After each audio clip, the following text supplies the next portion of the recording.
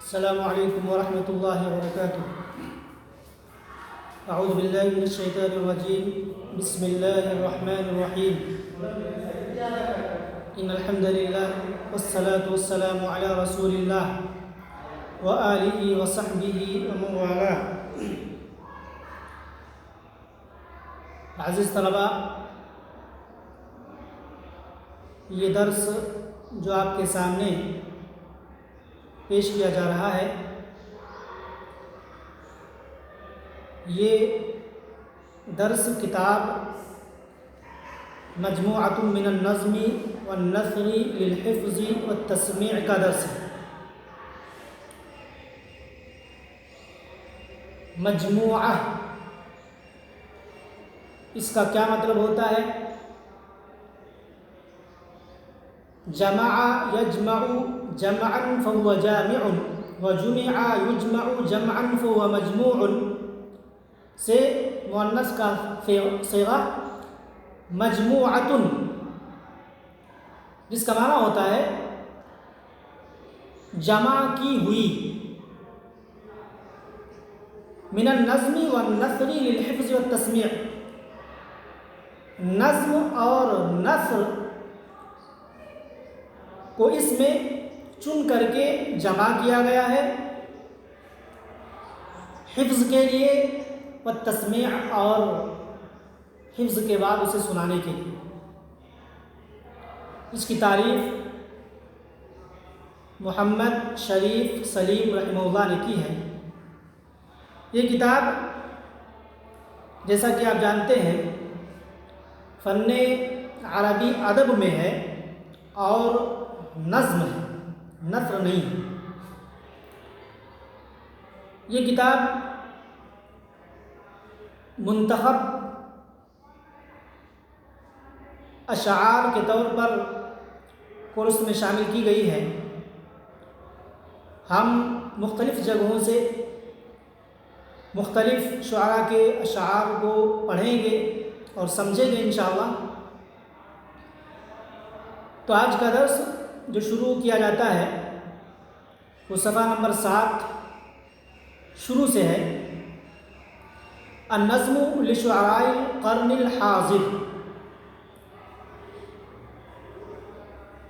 موجودہ صدی کے شعراء کے اشعار۔ اب یہ کتاب محمد شریف سلیم نے جس دور میں لکھی ہے، انہوں نے اس دور کے شعراء کے اشعار کو جمع کیا ہے سب سے پہلے۔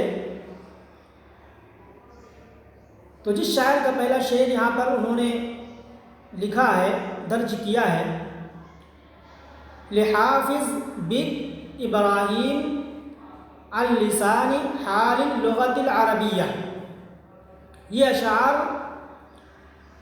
حافظ بن ابراہیم کے ہیں۔ کس سلسلے میں یہ اشعار ہیں؟ عربی لغت کی زبان حال سے، عربی زبان گویا بذات خود اپنی حالت زال کو بیان کر رہی ہے۔ یہ اس پہلے چنیدہ اشعار کا عنوان اور موضوع ہے۔ حافظ بک کے یہ اشعار ہیں، اور کس سلسلے میں ہیں؟ یعنی عربی زبان خود اپنی حالت اپنی زبان سے بیان کر رہی ہے کہ عربی زبان کو لوگوں نے آج کیا حیثیت دی ہے اور میری کیا حالت ہے، یہ عربی زبان خود اپنے منہ سے بول کر کے بیان کر رہی ہے۔ پہلا شعر ہے، اعراب دیکھیں، رجعت لنفسی فاتہمت حساتی ونادیت قومی فاحتسبت حیاتی۔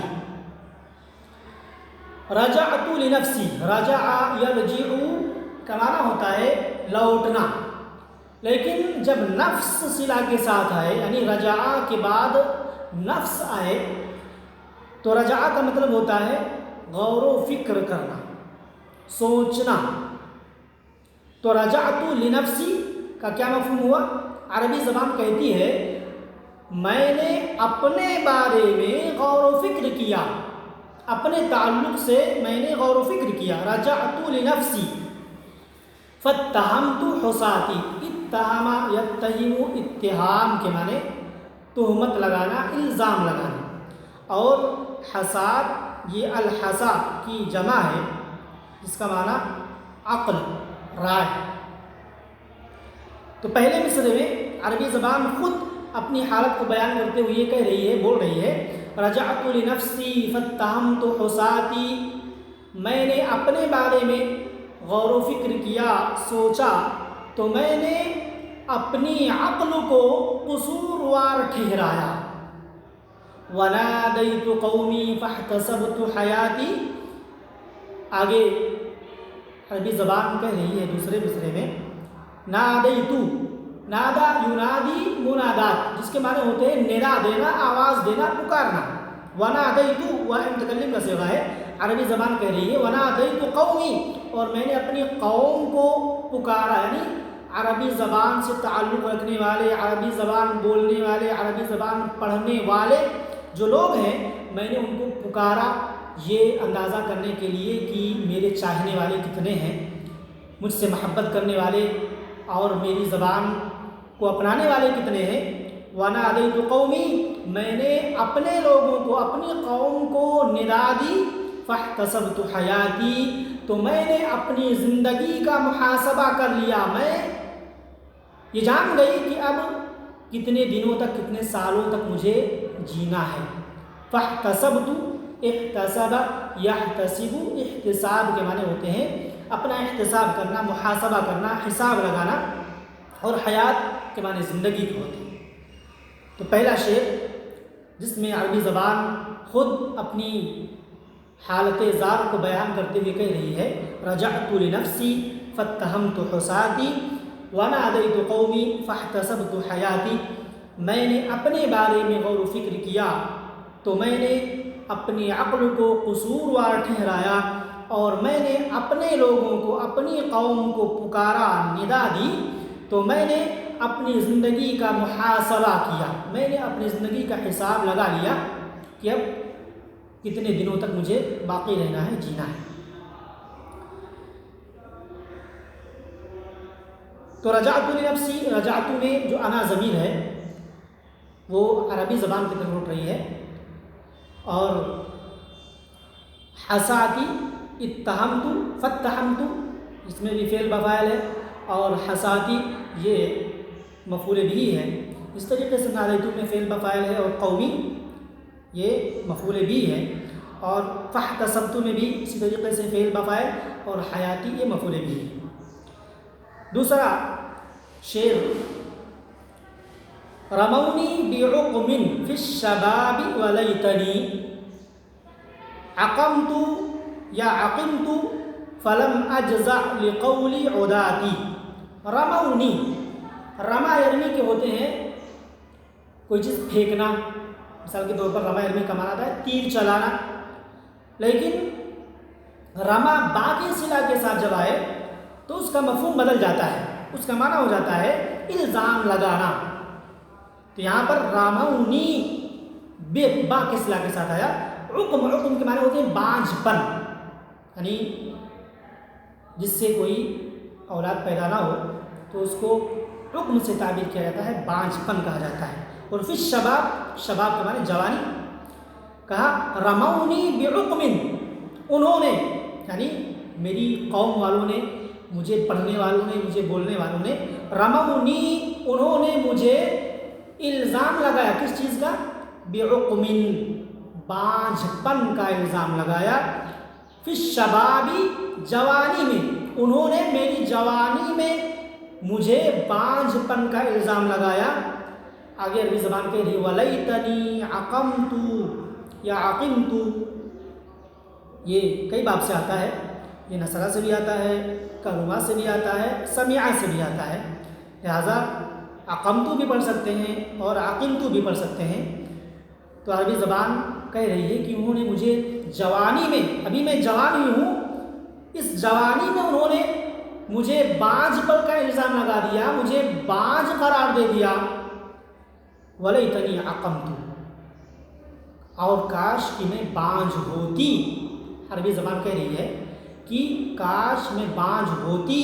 فلم اجزع لقولی عداتی، تو اپنے دشمنوں کی بات سے میں نہ گھبراتی، نہ ڈرتی. اصل میں ہوتا ایسا ہے کہ جب آدمی کے اندر کوئی کمی ہو، کوئی عیب ہو، اور اس عیب سے اسے متصف کیا جائے تب اسے کوئی تکلیف نہیں ہوتی. لیکن جب آدمی کے اندر کوئی کمی نہ ہو، کوئی عیب نہ ہو، لیکن پھر بھی اس عیب سے اسے جوڑا جائے تب آدمی کو اور کہیں زیادہ تکلیف ہوتی ہے. وہی عربی زبان کہہ رہی ہے کہ میں ابھی جوان ہوں، میرے اندر یہ بانجھ پن کی بیماری ہے بھی نہیں، لیکن پھر بھی انہوں نے میری جوانی میں مجھے بانجھ پن کا الزام لگا دیا. تو کاش کہ میں بانجھ ہوتی، میرے اندر یہ عیب پایا جاتا تو میں ان دشمنوں کی باتوں سے گھبراتی نہیں. میرے اندر یہ کمی نہیں ہے لیکن پھر بھی یہ مجھے بانجھ پن کا الزام دے رہے ہیں. ایک مرتبہ ترجمہ اور دیکھیں. رمونی بعقم فی الشباب ولیتنی عقمت یا عقمت فلم اجزع لقول عداتی. انہوں نے مجھے میری جوانی میں بانجھ پن کا الزام لگایا، اور اے کاش کہ میں بانجھ ہوتی تو اپنے دشمنوں کی بات سے نہ گھبراتی. تو رمو میں جو ہم ضمیر ہے وہ قوم کی طرف لوٹ رہی ہے، اور نی یہ مفعول بھی ہے، اور بعقم یہ جار مجرور مل کر کے متعلق ہو جائے گا. اس طریقے سے پھر شباب بھی اسی رمونی کے متعلق ہے. ولیتنی، لیتا حرف مشبہ بفعل ہے اور نی اس کا اسم ہے. اور اس کے بعد عقیمتو، یہ پورا جملہ فعلیہ ہو کر کے لیتا کی خبر ہے، اس میں آنا کہ ضمیر عقیمتو میں فاعل ہے. فلم اجزا لقول عداتی، لقول عداتی عدو کی جمع عدات ہے. اس کے بعد کہا ولدت ولما لم اجد لعرائسی رجالا واکفاء وعدت بناتی. اصل میں بانجھ پن کا جو الزام لگایا اس کا مفہوم یہ کہ گویا عربی زبان کے اندر الگ الگ مفہوم پیدا کرنے کی اور مختلف الفاظ کو وضع کرنے کی، مختلف چیزوں کے مختلف نام پیدا کرنے کی صلاحیت نہیں ہے. اسی چیز کو انہوں نے بانجھ پن کا نام دیا، اور یہی بانجھ پن عربی زبان کے تعلق سے کہا گیا ہے.